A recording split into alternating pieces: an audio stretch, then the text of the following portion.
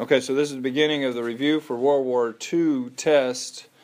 This is for the advanced placement class, and this is chapter 34 and 35 in your textbook. The first portion of your test is going to have a map of Europe, and you're going to have to answer the question by also knowing the location of the answer.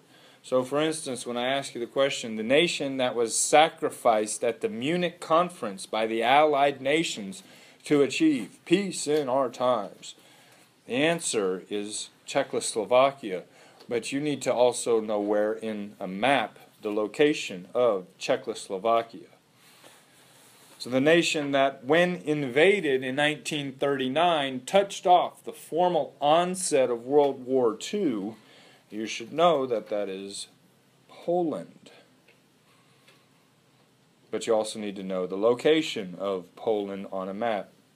The nation that was invaded by Hitler in 1941, despite a formal non-aggression pact that had been signed 2 years earlier, is the Soviet Union. The Hitler-Stalin non-aggression pact of friendship that was signed, and then Hitler totally betrayed Stalin. But you also need to know the location on a map of where the Soviet Union is. The nation through which Germany armies twice invaded France in the 20th century. So Germany invaded France in World War I and in World War II, following the Schlieffen Plan, where they go north and around the Maginot Line. They go through the Netherlands. They go through Belgium.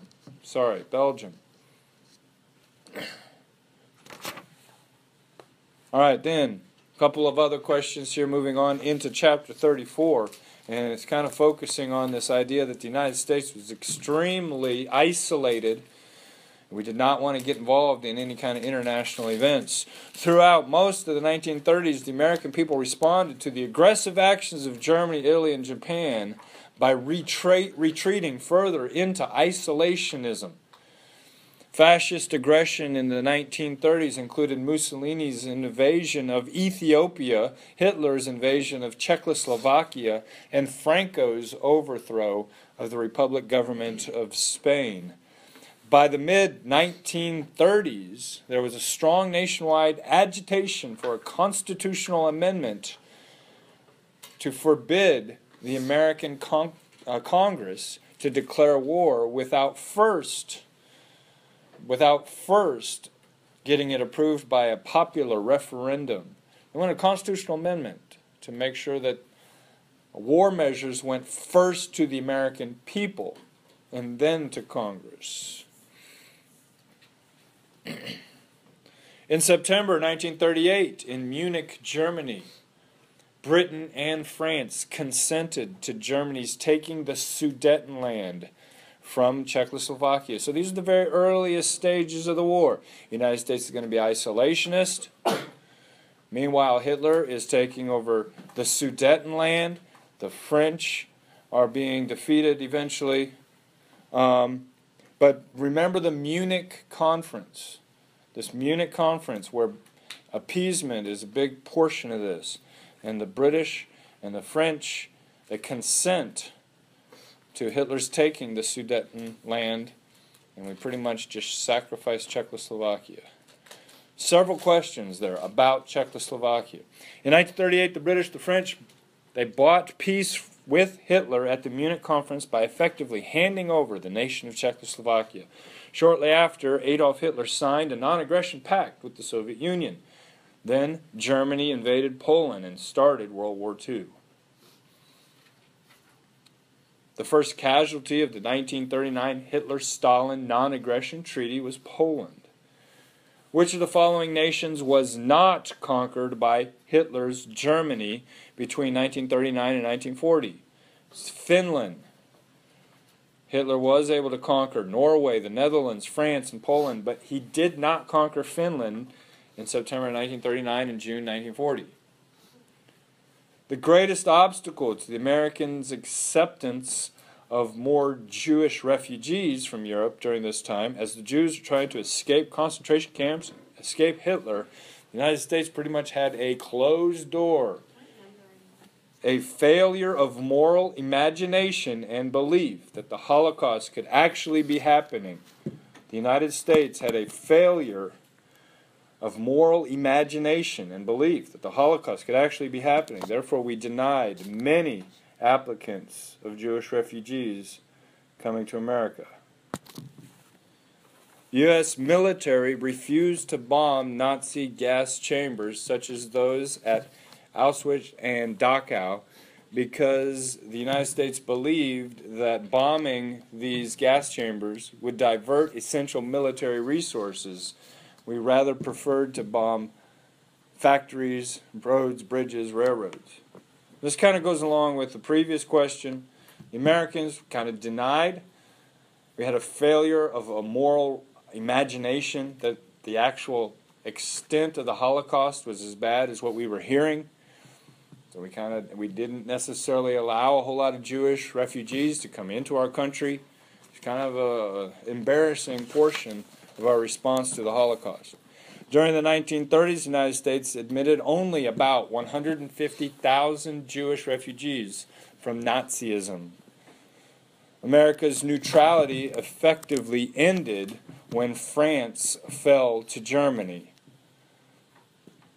So, the United States does not enter the war until Pearl Harbor, but our true actual neutrality effectively ends when France is invaded by Germany and falls. In 1940, in exchange for American destroyers, the British gave the United States 8 valuable naval bases in the Western Hemisphere. So as our neutrality effectively ends, one of the ways that we demonstrate this is to supply the British with destroyers, they beg, borrow, and steal everything possible. It's called the Lend-Lease Act. We give them as much stuff as we can. We lend it to them, we lease it to them, we sell it to them, we let it borrow it. But officially, we're still not in this war until Pearl Harbor. And that's a year later. So the British, in exchange for some American destroyers, give us some of their naval bases that are in the Western Hemisphere. By 1940, American public opinion had come to favor providing Britain with all aid short of war. Now, once Pearl Harbor happens, end of 41, December 7, 41, then we're in the war, and we provide them as much aid as possible. Surprising Republican presidential nominee of 1940, this is Wendell Willkie, challenges Roosevelt in 1940, loses in a landslide election. Franklin Roosevelt became motivated to break George Washington's 2-term tradition and run for a 3rd term, mainly because his belief was that America needed his experience and leadership during this international crisis of World War II. Japan believed that it was forced into war with the United States because Franklin Roosevelt insisted that Japan withdraw from China. The Japanese attacked Pearl Harbor, and it came as a great surprise because Roosevelt suspected that if an attack would come, it would occur at Malaysia or the Philippines, not Pearl Harbor. On the eve of Japan's attack on Pearl Harbor, a large majority of Americans still wanted to keep the United States out of the war. A large amount of Americans still wanted to be neutral. Chronological order, we have Munich Conference, then the Hitler-Stalin non-aggression treaty, then Germany invades Poland. Munich Conference, where we give the Sudetenland to Germany, then Hitler has this pact of friendship with Stalin, then Hitler invades Poland. Hopefully you can remember those. Then you also have, what about the fall of France, then Hitler's invasion of the Soviet Union, then the Atlantic Conference. So when you have those three, put those in order. That's the fall of France, Hitler's invasion of the Soviet Union, which is a long time later, and then the Atlantic Conference. The Atlantic Conference. Excuse me.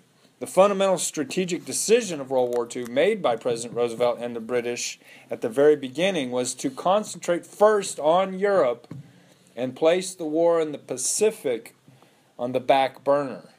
War in Europe was the most urgent matter at hand. Once at war, America's first great challenge was to retool our factories and our industries for an all-out production of war, an all-out war on production, factory output. Japanese Americans were placed in concentration camps during World War II as a result of this anti-Japanese prejudice and fear that occurs in the United States. The various camps, the holding camps. The minority group that was most adversely affected by Washington's wartime policies were the Japanese Americans. The general attitude towards World War II was less idealistic or ideological and way more practical than our outlook of World War I. So think about World War I. We're fighting a war against the kings of Europe and this idea of monarchs and making democracy alive and well in Europe. World War II is way more practical. It's about fighting this war against the fascist dictator of Hitler. Okay, it's not nearly as idealistic or ideological. It's way more practical. So in the period from 1885 to 1924, Japanese immigrants to the United States were basically a select group who were way better educated than most European immigrants that were coming to the United States. So that's a comparison between Japanese immigrants and European immigrants. And the Japanese were a much more select group. Yet, they were the ones that were distrusted during the war, not so much European immigrants. When the United States entered World War II in December of 1941, a majority of Americans had no clear idea of what the war was actually about. And during World War II, the United States government commissioned the production of synthetic rubber in order to offset the loss of access to pre-war supplies in East Asia, in particular the rubber plant in the Philippines. So that concludes part 1 review of this test.